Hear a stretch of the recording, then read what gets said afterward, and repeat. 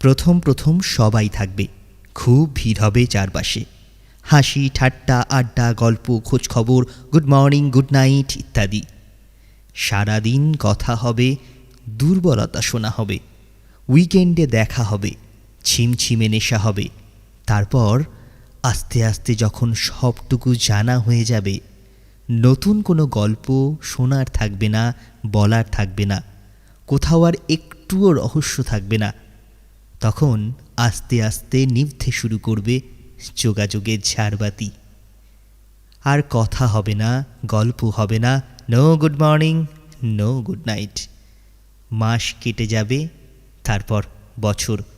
চ্যাটবক্সে তাদের নামের পাশের ওই সবুজ আলোটা আগের মতোই জ্বলবে আর নিভবে।